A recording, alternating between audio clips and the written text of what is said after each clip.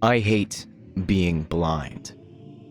There is no such thing as perfection because it is through our flaws that we as people grow in turn. There will never be another character like Jayfeather, and though on the surface, his brutal honesty can be quite as perplexing as it is hilarious, it's only to mask the true nature of one of the most prolific upbringings in the entirety of the series. Hi, my name is Hawks, and welcome to Hawk Sauce.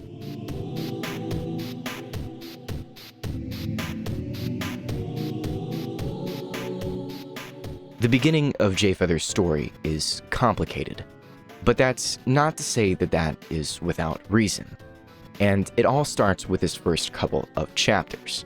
Building up to the inevitable reveal of his blindness, we, as the reader, are cleverly led astray by his extenuating circumstances and fooled by the nature of his mistreatment on part of a couple of red herrings, like Jayfeather explicitly being able to see in his dreams and the offhand remarks about his size.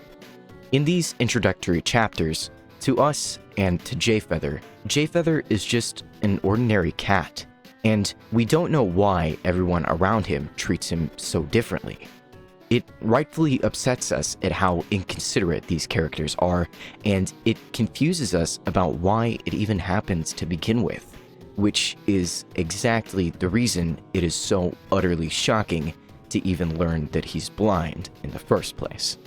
Because the characters in these books are cats, we take the writing style of warriors for granted, so the emphasis on scent and sound doesn't appear to be out of place at all.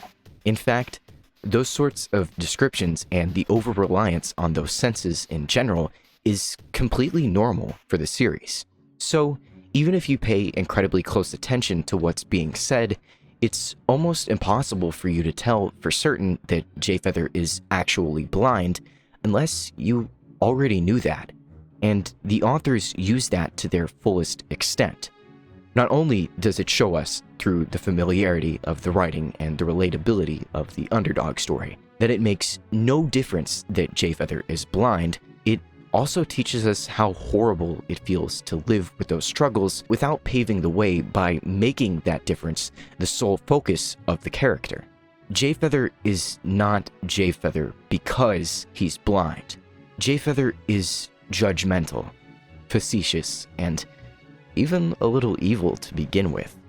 But he's also funny, grumpy, and easy to relate to, and none of that has to do with his blindness. And we can understand that more because they chose to hide it from us, which is what makes the reveal all the greater in retrospect. Jayfeather's anger, his frustration at failure, driven by the passion to become a warrior, culminates in this moment and boils over to finally reveal the truth. And we're shocked, confused at how we could have missed something so integral to his character because it made no difference in how he was written for us to even notice. So we start to ask, how does him being blind even change how I feel about the character? Does it even matter? What does that change about him? Nothing. It changes absolutely nothing. And the way he's treated is as confusing to us as it was confusing to Jayfeather for all this time. This is why he constantly insists that he doesn't need help, why he constantly tries to prove himself even if he ends up being wrong or failing again. This is why he puts on such an ostensibly tough front that not even he can convince himself of. Jayfeather is compassionate and he truly cares for anyone in need. He's all bark, but no bite, because he's just afraid of being looked down upon again.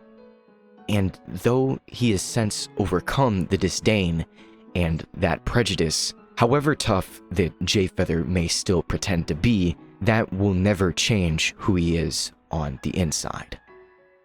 In the Barnes & Noble exclusive bonus scene of Lost Stars, we're given 2 chapters and an epilogue from the point of view of Jayfeather. And though this is at the end of the book, it all takes place after Squirrelflight's hope, just before the events of the Broken Code.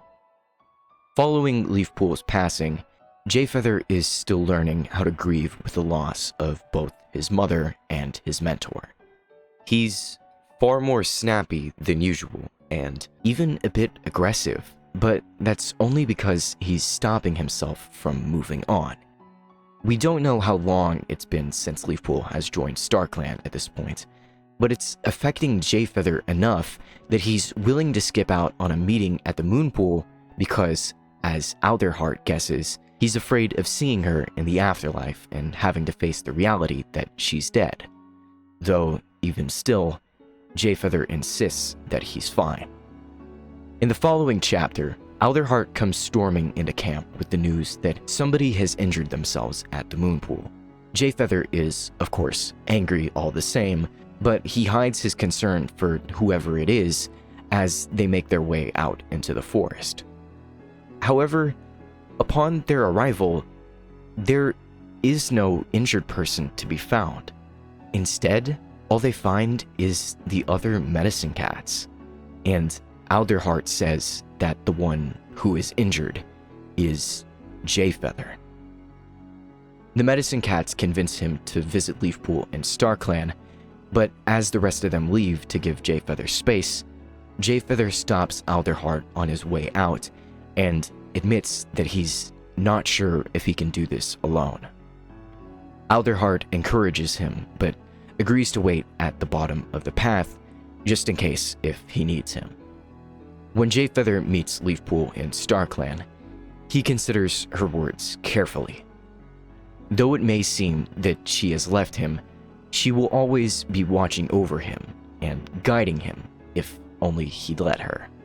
For the first time, Jayfeather feels as if he finally understands what it means to have StarClan, and he's never felt more grateful for that connection. After his return home, Jayfeather settles himself into Leafpool's nest, and Squirrelflight enters the den, remarking that this is the way that it should be. And Squirrelflight is exactly right, but it's not as if Jayfeather would ever tell her she was. Every time I see someone say that they think that Jayfeather is annoying or too mean or way too grumpy, I really wish that more people knew that stuff like this exists, because it really just speaks for itself. Jayfeather is without a doubt one of, if not my favorite characters, and I hope that with this video, maybe you'd at least start to see why, or that maybe he just became one of your favorites as well.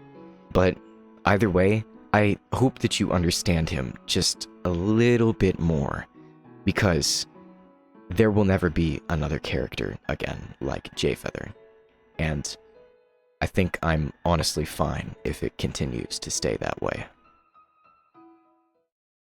If you want to send me any fan art, please tag me in it on Twitter.